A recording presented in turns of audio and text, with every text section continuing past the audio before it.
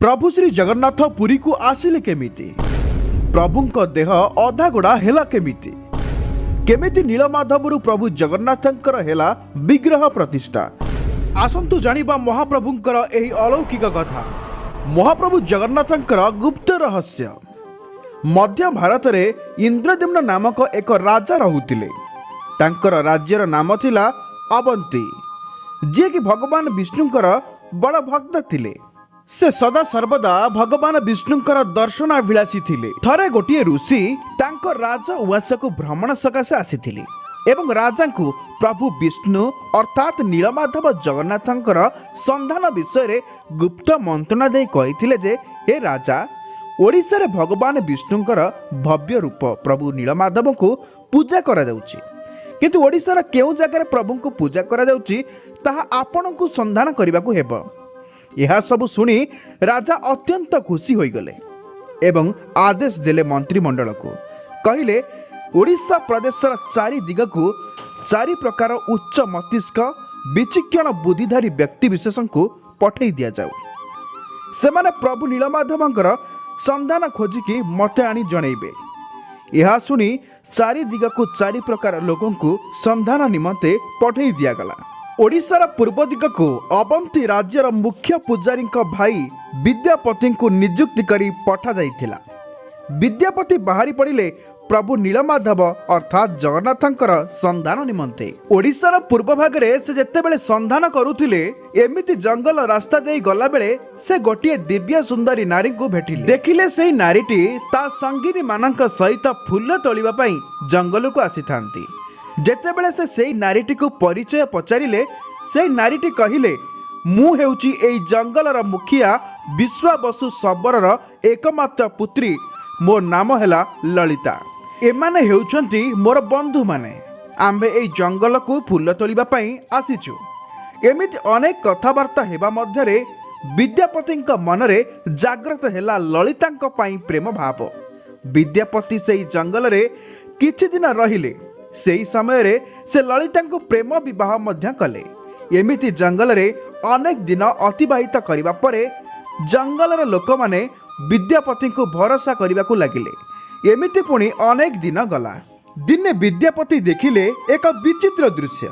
राति पाहिबा पूर्वरु ललितांक पिता अर्थात विश्वावसु जंगलर फलमूल सहित पूजा सामग्री धरी पूजा करिबा पई से जाउथांती।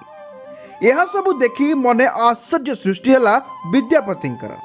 से दिने ललिता को पचारिले, हे ललिता, कही कि पारिब तुमरा पिता विश्वावसु एते फलमूल पूजा सामग्री धरी राति पाहिबा पूर्वरु केउ जगह को से जाउछंती। हठात ललिता मना करिदेले एवं कहिले एई सब संधान बाबदरे मोर पिता मते कहिबा पई मना करिछंती। अनेक कथावार्ता परे विद्यापति ललिता को बुझाइले एवं ललितांक पितांकु मध्य आश्वासन दे बुझाइले, मु प्रभु नीलमाधवंकर एक परम भक्त, मु तांको दर्शन करने को चाहे।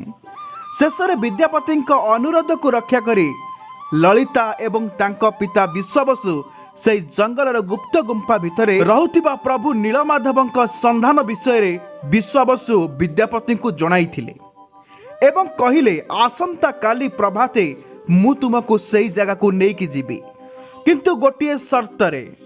सेही शर्तटी हेला, सेही स्थान को गला बेले विद्यापतिंक आखिरे लागिब कलाकना।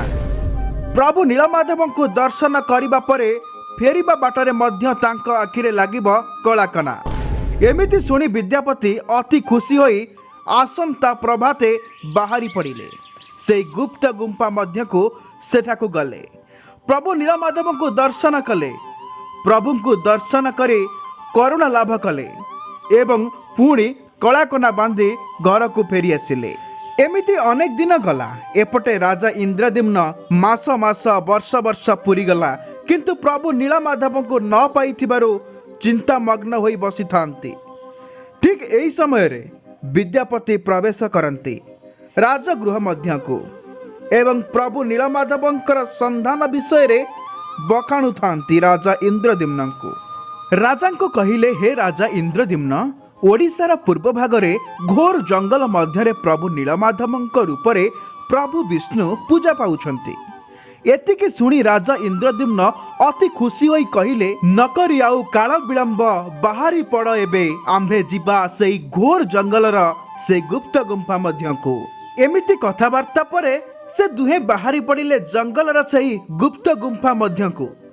किंतु सेई गुप्त गुंफा मध्यको विद्यापति राजा को नेले केमिति जेतेबेले विश्वावसु तांकु सेई गुंफा को नेइथिले। ठीक सेही समय रे अति चतुरता सहित विद्यापति निज गामुछारे लुचेईकी किछिटा सोरिष मंजी नहीं थांती एवं बाटरे गला बेले से बाटरे बिंची बिंची अति चतुरतार सहित जाइथिले। दिन परे दिन गड़ी जिबारु सेही सोरिष मंजी चारा रूप नहीं परे परे गछरे परिणत होइथिला। सेही गछ को चिन्हट करी विद्यापति एवं राजा इंद्रद्युम्न सेही गुफार संधान पाइथिले। राजा अति विचक्षण बुद्धि बोली संवर्धन करिथिले। जेतेबेले सेमाने सेही गुप्त गुंफा मध्य को पहुंचिले देखिला बेलकु सेही गुंफारे आउ नाहंती प्रभु नीलमाधव। ठीक एही समय रे अंतर्ध्यान होई प्रभु नीलमाधव कहते, हे राजा इंद्रद्युम्न, एही स्थान रे मु अनेक दिन धरी पूजा पाई आसुतिली, किंतु एबे मु एठारु अंतर्ध्यान हेली। तुम्भे जाओ गभीर गंड समुद्र मध्य रे मोर एक दारु भासुथिब, से दारु आनी मोर एक मूर्ति स्थापना करिब एवं मते तुमरी द्वारा निर्मित करा जाइथिबा पुरी श्रीक्षेत्र मंदिर रे पूजार्चना करिब। एमिति कही राजा को आशीर्वाद देले प्रभु नीलमाधव। एतिकी शुणी फेरिबा बेलकु सही जगह को पूजा पाई आसी थांती विश्वावसु। हठात सही जगह रे विद्यापति और राजा को देखी विश्वावसु आश्चर्य होई गले एवं विश्वावसु कली करिथिले। विद्यापति को कहिथिले, हे विद्यापति, तुमे हौच ठक, यह हेउची गुप्त गुंफा। मु तुमको शर्त करी कहिथिली एही जगार संधान काहाकू अवगति करिब नहीं बोली, किंतु आज तुमे तुमर शर्त रखिल नहीं। एतिकी शुणी अंतर्ध्यान होई प्रभु विष्णु अर्थात नीलमाधव कहती, हे विश्वावसु, तुमे आउ चिंता कर नाही, तुमर पूजा करिबार समय एहिठारे सरिला। एबेठु मु पुरी रे प्रभु जगन्नाथंक नाम रे पूजार्चना पाइबी। एतिकी कही प्रभु आशीर्वाद देई चली गले। से दुहे गुंफा मध्यरु विश्वावसु और विद्यापति और राजा मध्य निज निज घर को फेरिले। यहाँ परे सैन्य को धरी छुटी गले सही गभीर गंड समुद्र मध्य को। समुद्र मध्य रे देखिले एक दारु भाष्यमान हेउछि।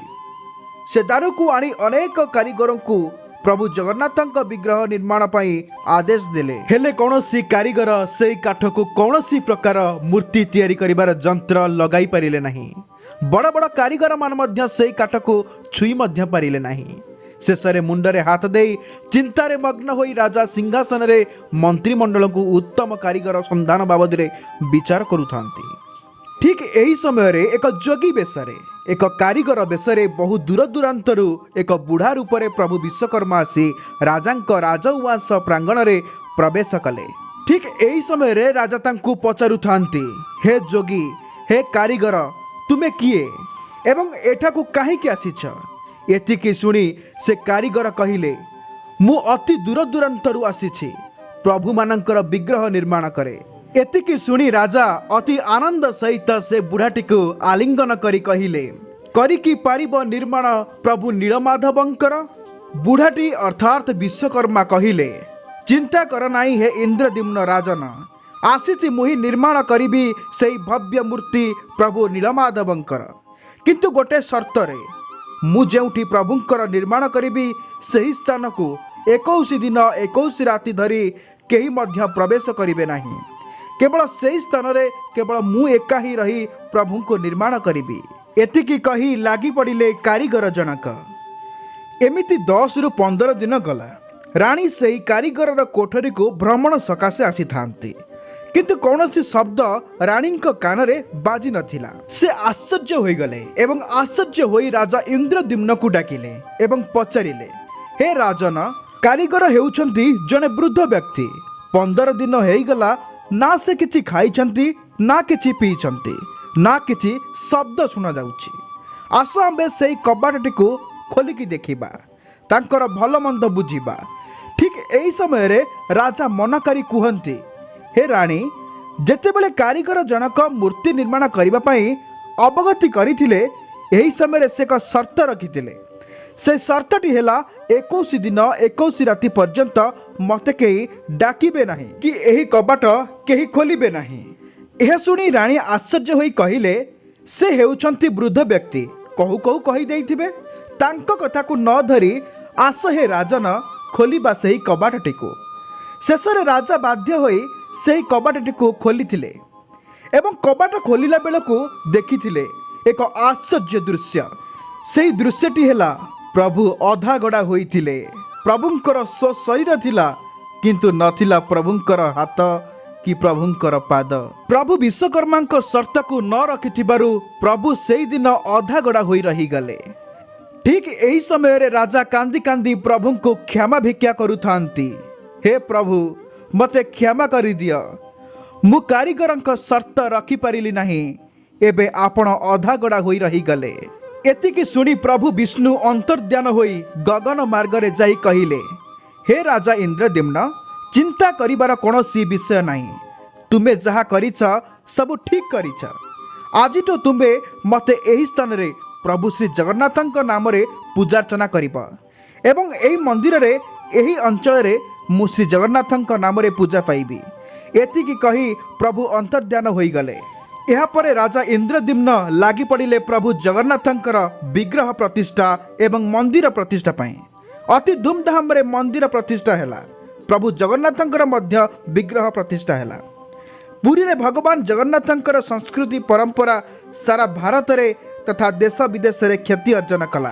देश विदेश भक्त एवं श्रद्धालु माने प्रभु जगन्नाथंकु दर्शन करने को आसिले एवं चारोटी क्षेत्र मध्यरु प्रभु श्री जगन्नाथंकर क्षेत्र को मध्य एक स्थान मिलिला। सही दिन ठारू प्रभु जगन्नाथंकु लोके अनेक भरोसा एवं कृपा लाभ कले।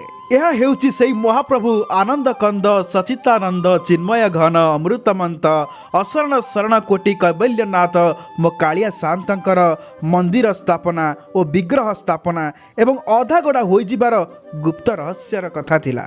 आपण माने आज रे वीडियोटी को निहाती भल से सुनिथिबे, कथा को जानिथिबे। जगन्नाथंक धाम को आहुरी प्रचार प्रसार करंतु, वीडियो को बहुत मात्रा रे शेयर करंतु।